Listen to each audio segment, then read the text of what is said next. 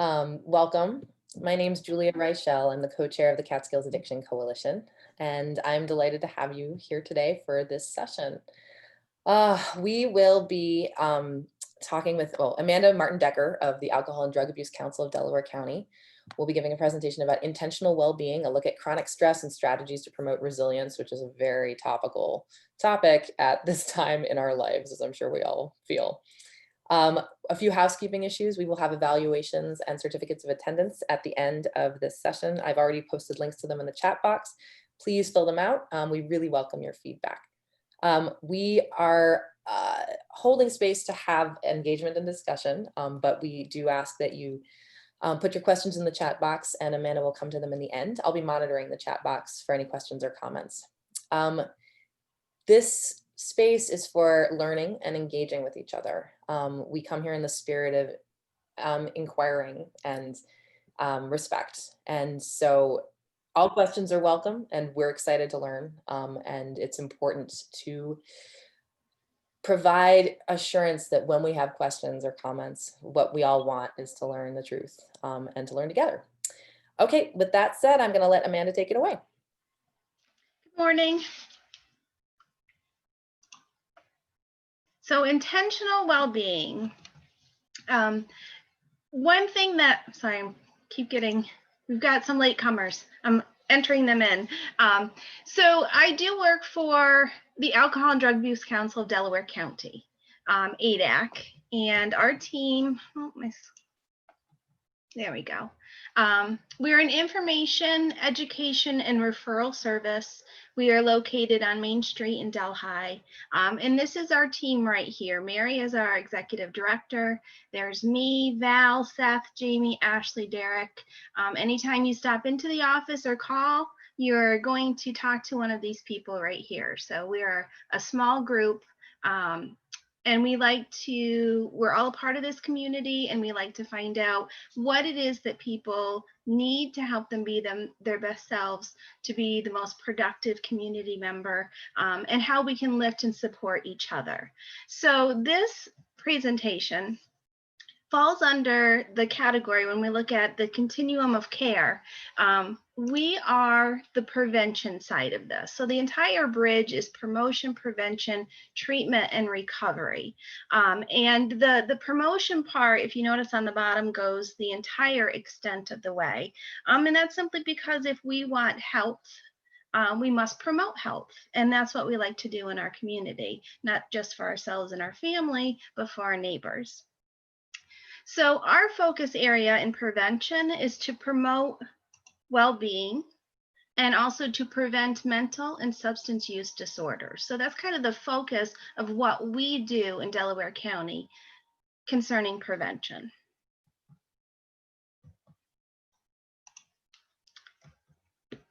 Okay, so I thought I would kind of ground our presentation today with a quote that I really liked, and it's Winston Churchill, who said, "Continuous effort, not strength or intelligence, is the key to unlocking our potential." And the reason I liked this is because it takes a shift in the way we think about hardships or stressors or adversity in our life. Sometimes we have this belief that what we need to do is be very strong-minded to get ourselves through it, but it's really much more than that. So the great myth is that we can overcome any stressful situation with determination and mental fortitude, right? When times are tough, we just need to roll up our sleeves, just keep trucking forward, soldier on. It's about what we allow up here. The reality is that in order to manage stressful situations, we must practice skills that help us withstand or adjust to challenges. And challenges, they just keep coming, right? That's just a part of life. Sometimes we have this idea that, life should be about happiness and everything else we just have to overcome. But really, our life journey is made up of trials and tribulations and successes and joys, and we just have to be prepared to weather all of it. So we're going to talk today a little bit about the tools that we have when we feel out of control with the stress in our life to help empower us. What can we do to take back some of that control? So a lot of the research that I found when I looked into this particular subject, a starting point for me was Dr. Nadine Burke Harris. I have her name on the bottom there. She has an amazing book called The Deepest Well. And I would recommend that to anybody that's interested in the subject and wants to kind of dive in a little bit deeper. She was a practitioner that worked with children in the California area. And she would notice a correlation between their physical health and the adversity that they had gone through in their life. Particularly, her focus was on children. So I don't know if you are familiar with the ACEs test, the Adverse Childhood Experiences. That is maybe something you want to research a little bit more. But she found a correlation between the ACEs test, which I believe was research that was done in the 90s. I'm quite sure it was the early mid 90s, that showed that sometimes how we handle adversity in our life can stay with us through the entirety of our lifespan. And if we don't heal certain adversities, it can manifest themselves in physical symptoms that affect our physical and psychological health. So we have to take a closer look at stress and stressors. So all the resources that I have for this presentation, I will show you at the end. So if you want to look a little bit closer at any of this, you'll have the resources that you need. So when we look at stress, we all know what stress feels like, but the actual definition of stress is it is a neurological and psychological shift that happens in our body when we encounter a threat. So stress happens inside of our body, and it can be a series of these things or all of these things. Our heart starts to beat faster, our blood pumps harder, our blood pressure increases. We breathe quicker, right? Shorter, more shallow breaths. Our muscles tense. Our senses are heightened. Our thoughts become super laser focused on the here and now. So short-term thinking, we're focused on what is happening in this moment. Our senses are heightened. Our memory shifts to channel its functioning to the narrow band of experience and knowledge that most immediately are relevant to this particular stressor. Sensitivity to pain diminishes. Digestion slows down. Our immune functioning shifts, growth and tissue repair, as well as reproductive functioning is impaired. So all of this is happening internally. Some of it we're aware of, some of it we are not. So that is stress. Stressors are things outside of our body. They are the things that cause our body to enter a state of stress. So this can be unpaid bills that are just stacking up, unemployment, loud children, lack of sleep, tuning into the news, pandemics, wild animal attacks, disrespectful treatment, withdrawals, breakups, accidents, misunderstandings, abuse, neglect, breakdown of communication, right? Things that happen in our lifetime. Sometimes these things, while they can be anything that we see, hear, smell, taste, or imagine. So sometimes the stressor is something that we have played through in our mind and imagined in our mind. So you can imagine a stressor. Why it's important to separate the two, stress from stressor, is because often we are taught how to manage the stressor, not the stress, right? So we put our focus on the thing that is bothering us and getting away from that or shutting that down. And then sometimes that's where it ends. We don't actually manage the stress that is inside of our body.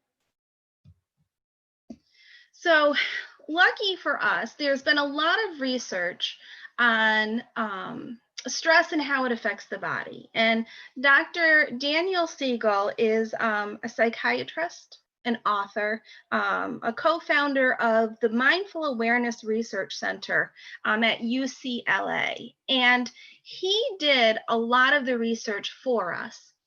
And then he simplified the research so that he could teach it to the clients and the students that he worked with. And so I like this hand model of the brain because it's very simple to apply to our lives, whether we are scholars or at-home grandmas, or this is just something that we're interested in because we are struggling with stress or anxiety or worry, or our family members are. So the hand model of the brain, I have a picture for you, and I'm also going to kind of model it here if you can see me. It's very simply, you have the spinal cord and your brain stem here, and then this is all the inner workings of your brain. And that includes, I'm going to tuck my thumb in there, our amygdala, right? So this is our hippocampus and our amygdala.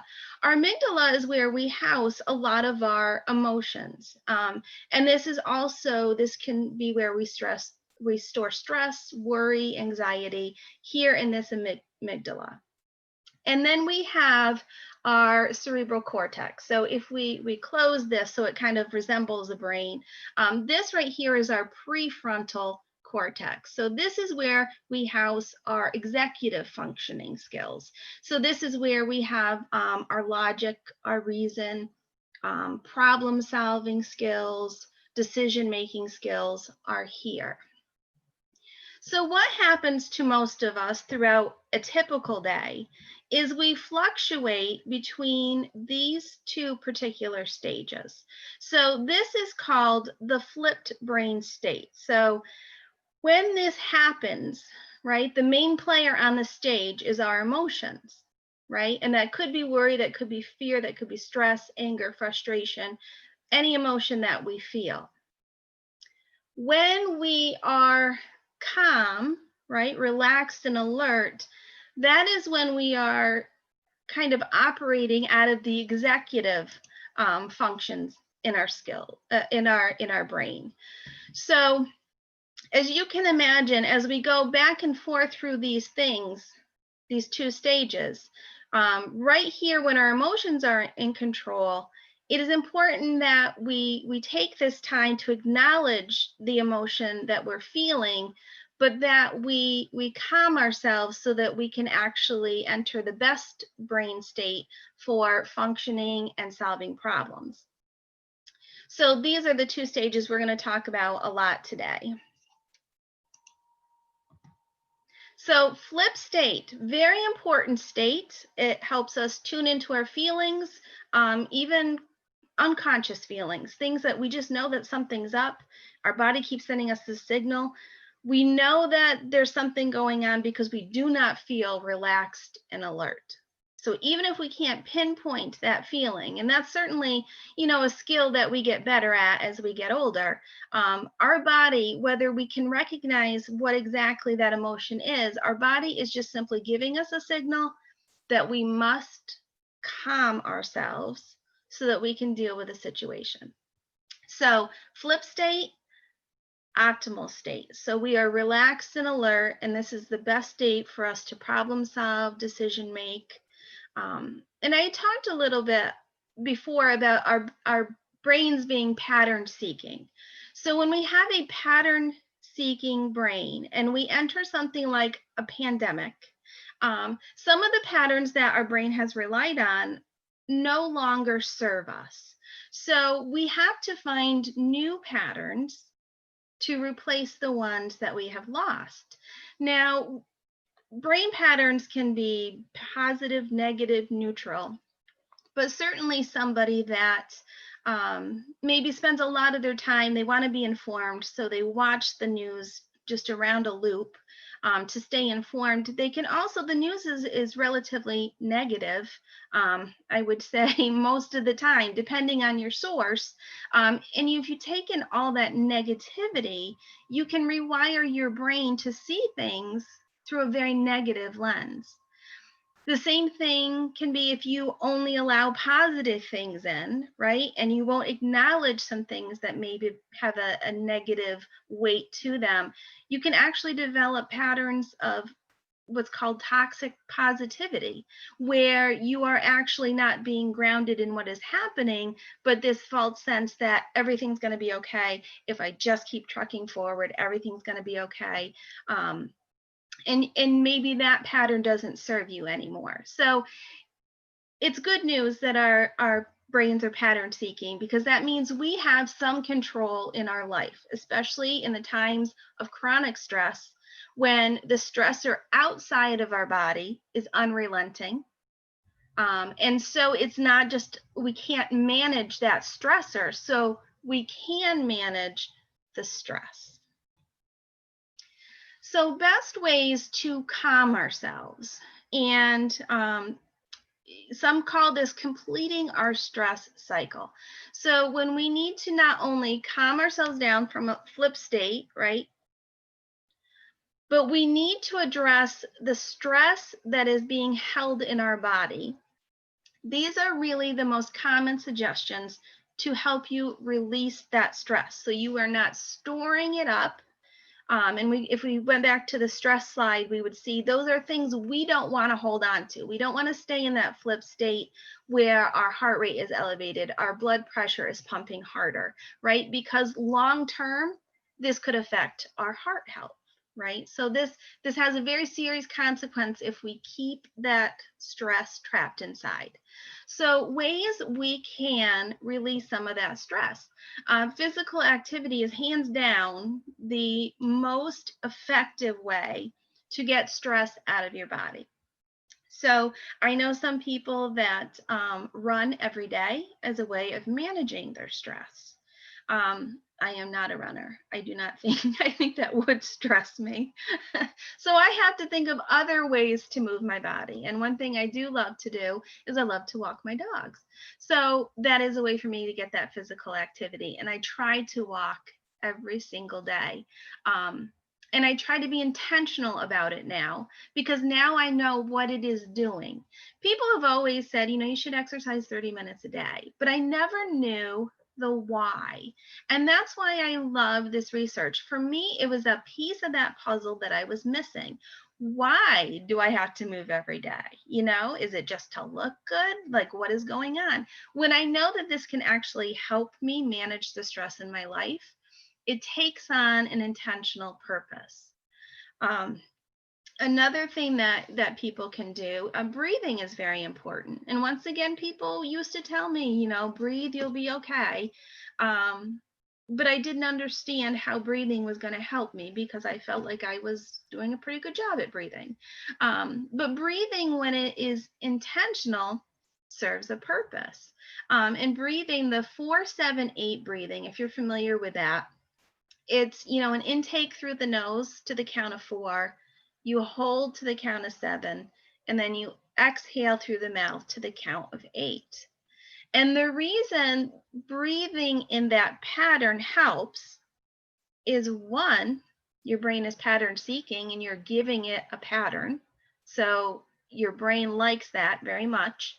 And two, when we breathe in oxygen, our heart rate increases ever so slightly. So if our exhale is just a little bit longer than our inhale, we actually lower our blood pressure. And by doing that on a loop, we are helping our body, we are helping our blood pressure come down. Now, remember when we talked about that flip state, when we are in that anxious state, that stressor is not under control. It is affecting our body. That's one of the first things we notice. Our blood pressure goes up, our heart rate goes up, right? It's affecting our heart. This breathing is going to kind of try to balance what is happening inside your body. Positive social interaction is so important.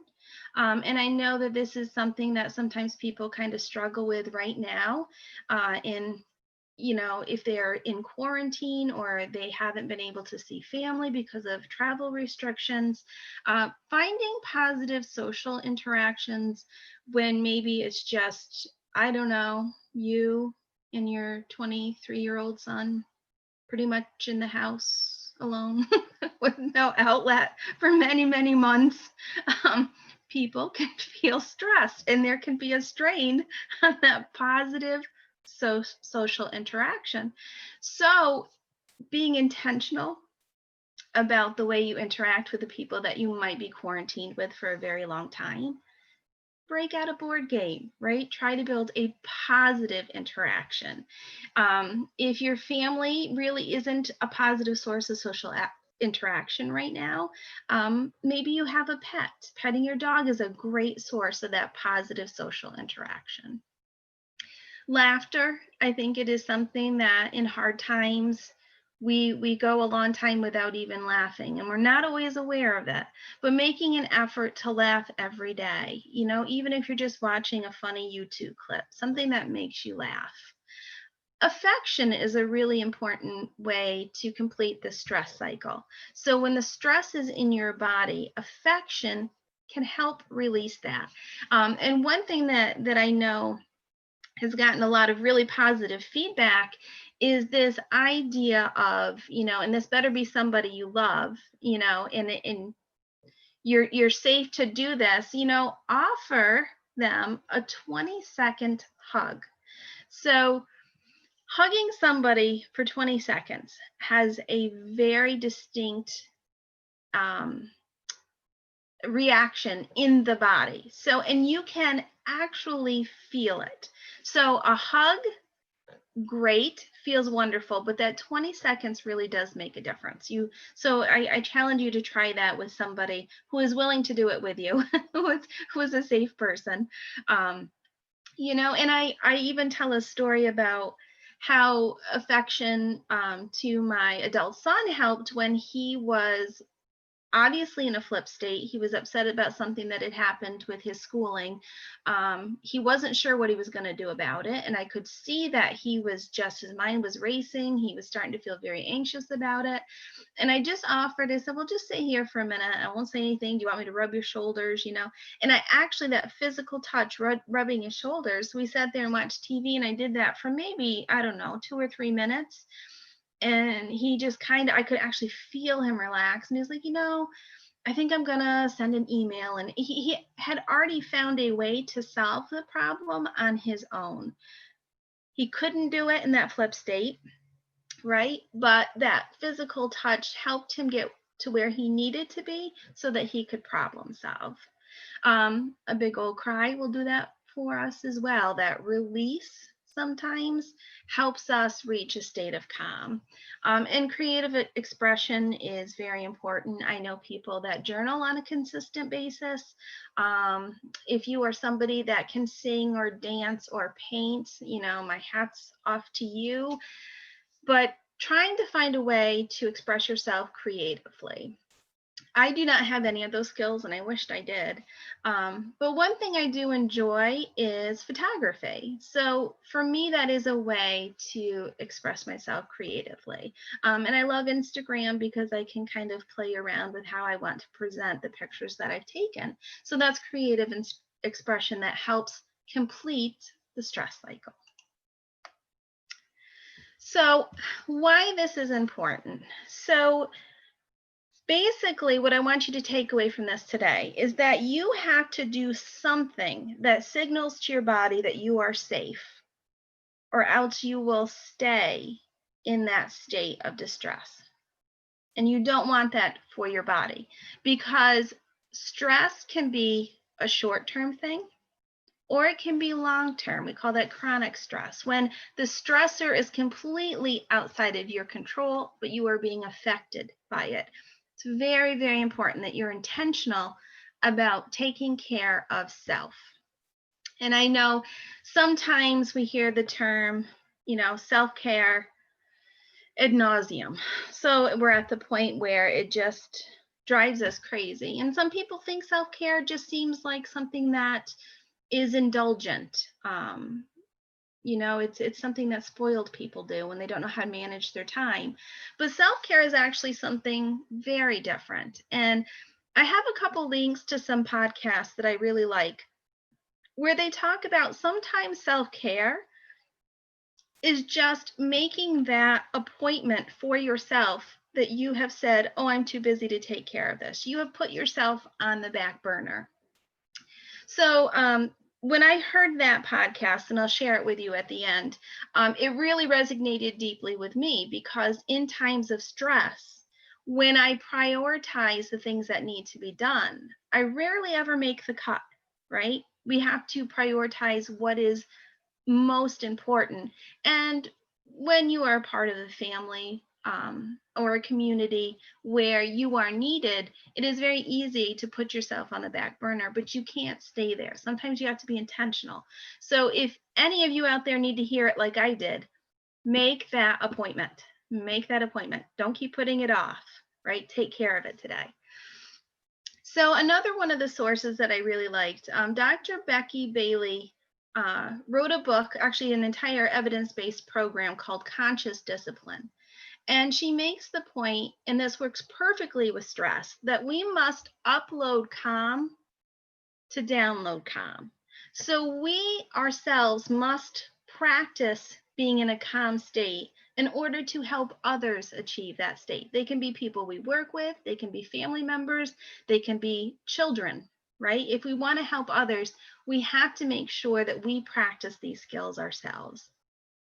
So I challenge you to make a list of calming activities that work for you, and then display them so it's easy for you not to put it on the back burner, but say, these are some calming activities that I need that work for me, because some things might work for you that don't work for somebody else. I know I love to take a bath in the winter. I'll take one every day if I can. That really helps me. I know people that can't stand sitting in a bathtub, right? That would be the worst thing to them. So it's finding out what works for you. And there's a ton of research out there to explore. I know I have a friend that truly believes that being very cold first thing in the morning helps him manage his depression. Or he's not diagnosed as depressed, but he does have a propensity to feel very blue or low sometimes. So he found for himself that cold in the morning just helps him kind of regulate his emotions better. And there is actually research that supports that. I don't know if that would work for you, but explore if you think that is something that might work for you. I'm not saying you have to, sometimes I see videos where people face plant in the snow, you don't need to do anything that extreme, but, play around with at the end of your shower in the morning, let the water run cold for a few minutes, see if that makes a difference. It's finding what works for you. And I'm always a big fan of Pinterest.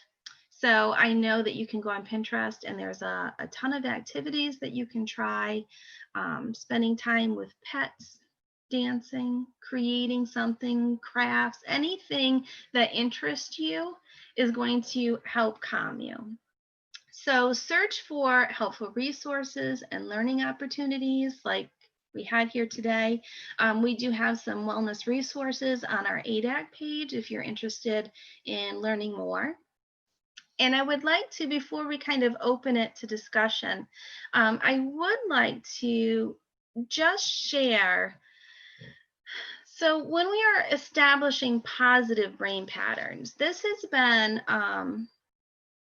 one of the exercises that a lot of the people in our office have really enjoyed. We talk about this one a lot. So an exercise that we're going to actually do now, if you're willing to join me, this comes from Three Good Things, which is a podcast from Road to Resilience, which I would recommend anybody listen to if they had the time. It's put out by Mount Sinai.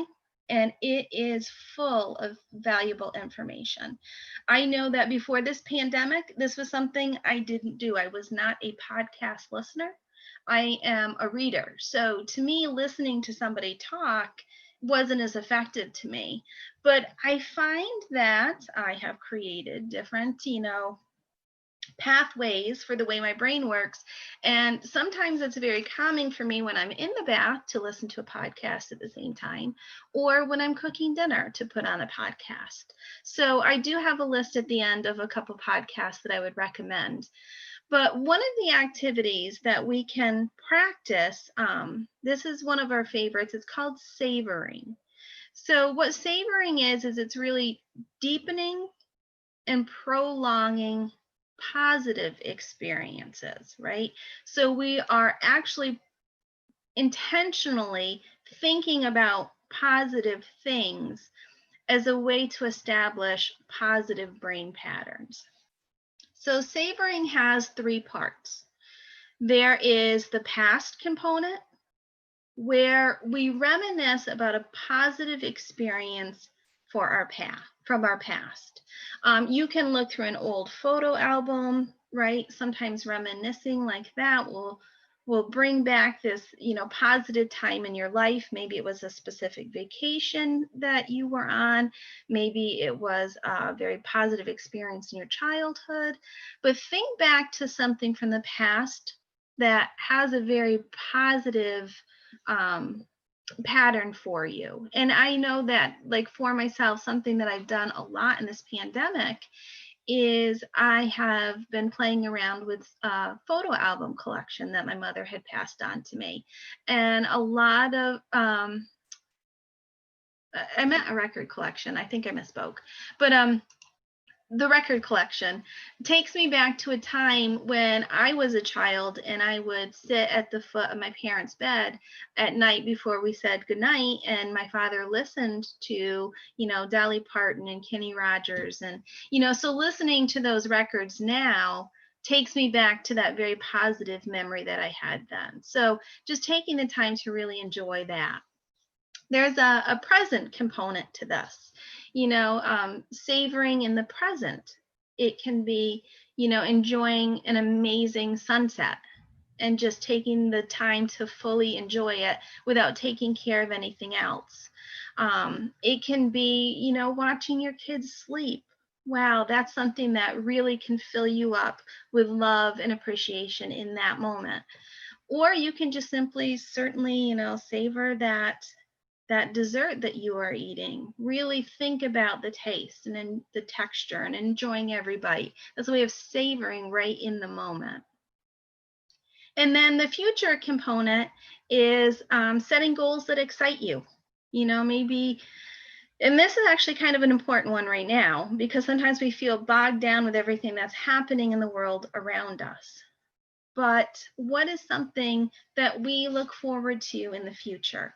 When we think about, okay, right now we're in a global pandemic, but there is a vaccine, there is hope on, what happens when we look back and say, hey, we survived this? What are the things that we look forward to doing in the future when we get through this? If you are somebody that dreams of traveling, but you feel stuck at home because of all the restrictions and the safety concerns, maybe you plan trips in your head, and that's something that helps you think about what good things are to come. So that is all of the information that I have here. Other than sources, I have books that influence this information, video presentations. There's a toolkit from Mount Sinai that has incredible resources. The podcast that I listen to the most consistently, there's a couple, there's so many good ones, but these ones I think have really helped ground me in this information. And if you would like to watch Dr. Dan Siegel's hand model of the brain with his explanation, there's a YouTube clip there where he actually talks you through the stages, the brain stages. So I am going to go back as we open this for discussion. I do want to kind of share on this note, this, positive brain pattern. As we are going through this savoring exercise, does anyone want to share some thoughts or memories or moments that were very positive that they would like to share? You can type in the chat box, you can unmute yourself.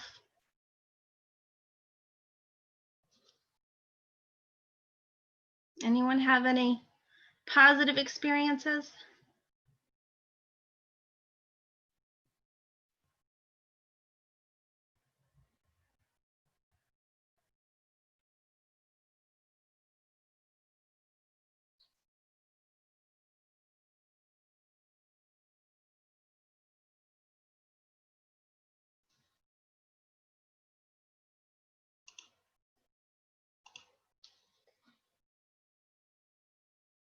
Okay, we have hiking with the family. That's great. Being outdoors, being together, I love it.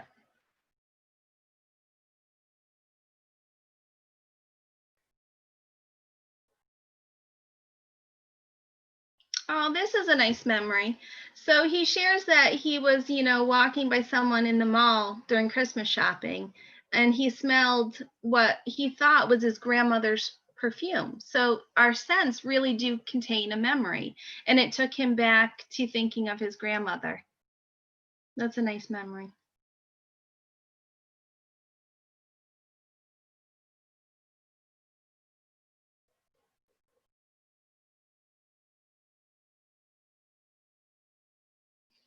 Baking with the grandkids and telling family stories while doing it. I love that for several reasons. Not only is that a great savoring moment for you, but it is for your grandkids too, learning stories about a time before they were born. So that's fantastic. The smell of lavender reminds somebody of their grandmother. I know my grandmother, the smell of roses. She always had, this like talcum powder that smelled like roses and a big like poof ball in it. And we couldn't stop playing with it. But it's that smell of roses. I still think of my grandmother. Taking her son roller skating. It brought back the memories of simplicity. It was also able to bring him to an actual video store a few months ago. Yes. It's funny because sometimes when I do this activity, people are like, I just really look forward to going to a movie theater again. Having something in our life that feels normal, a sense of normalcy. I love that.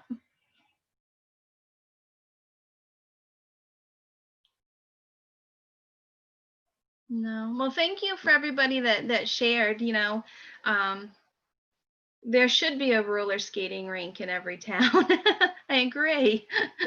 I think some of our small towns have been really diligent about putting up ice skating rinks, which is kind of fun. And maybe a little bit. You have to be very confident to stand on ice skates. Walking with the boys on their favorite hiking trail most days of the week. So not only is that a positive memory, it's also a consistency, it's a routine, it's a tradition. It reminds me of the walks my dad used to take me on in our woods in Minnesota. Love that.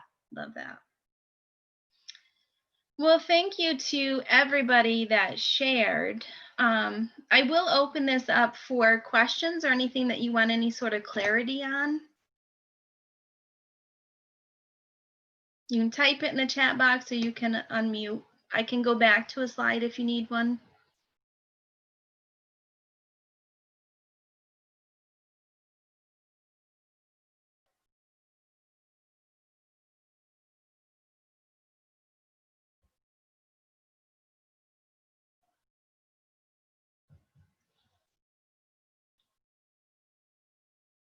Yes. Going back to the podcast list. Feel free to screenshot, write down. The self-care for educators. That podcast I like for a couple different reasons. She is actually the one that had a podcast on, self-care isn't just indulging yourself. It's actually literally just caring for yourself. She's the one that said, make that appointment, and it really resonated with me because I have a list of things that I should be doing for myself that I keep putting off, and I can't continue to do that. So, she puts out her podcast every Monday. It's always between 5 and 7 minutes long. So it is not, I know we're all crunched for time. This is something that's kind of simple to work into your day, as well as the breathing activity. You can literally do that when you're at a stoplight. So there are little things, regardless of how busy we are, that we can squeeze in to take care of ourselves.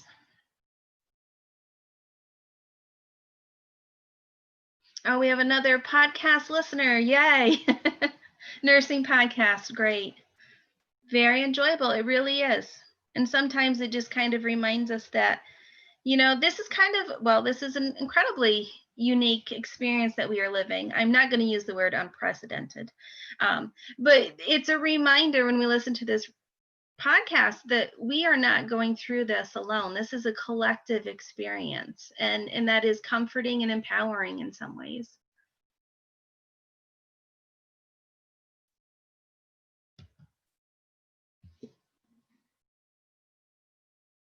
So I like to ask and we have a few minutes. So I like to ask people, 3 simple questions from this presentation. Will you share what you learned? Who will you share it with? And what will you share?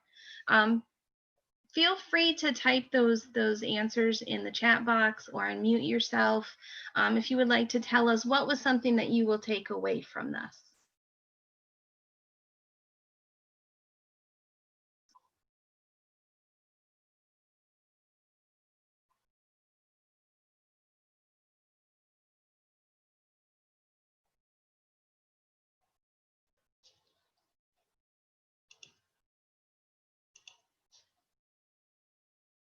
All right.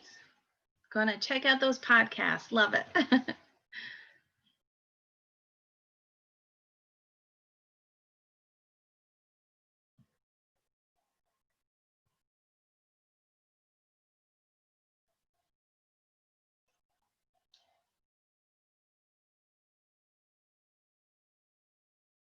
Okay.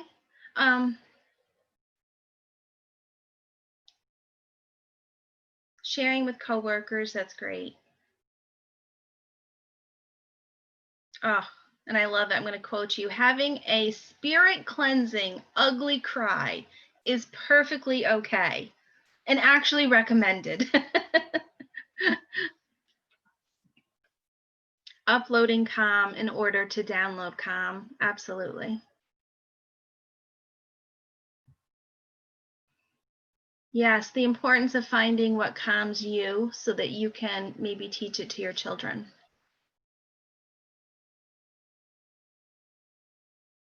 Yeah, it helps them become better problem solvers for sure.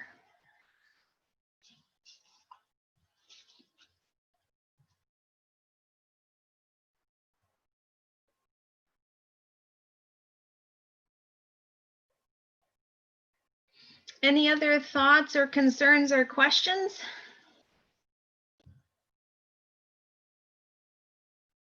Sharing with students, I like that very much, who may be feeling overwhelmed. That is definitely an emotion that a lot of us are experiencing right now.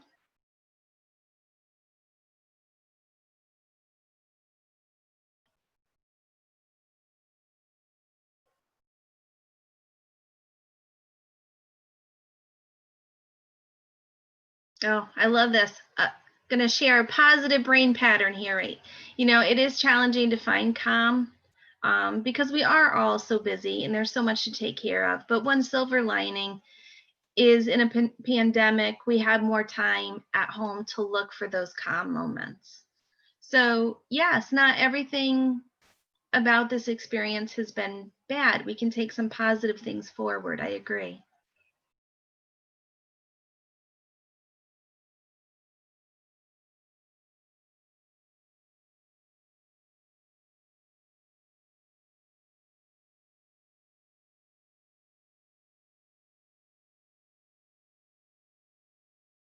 All right.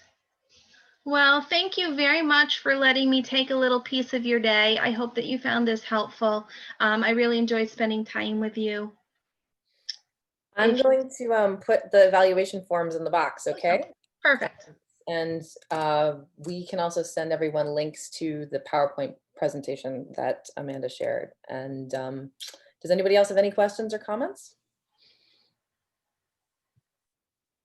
Cool. I want to say that there are a couple of other sessions happening today. I'm going to be giving a talk about neonatal abstinence syndrome at noon. Emily England, the director of harm reduction, it's the Southern Tier AIDS program, is talking about syringe exchanges. A little later today at 4 o'clock, I think there's a presentation on recovery-friendly businesses, which is going to be really cool. I'm going to drop a link in the chat box to all of the cool sessions that are happening. I hope you join us. Thanks again to Amanda and ADAC for sharing with us, and we appreciate you.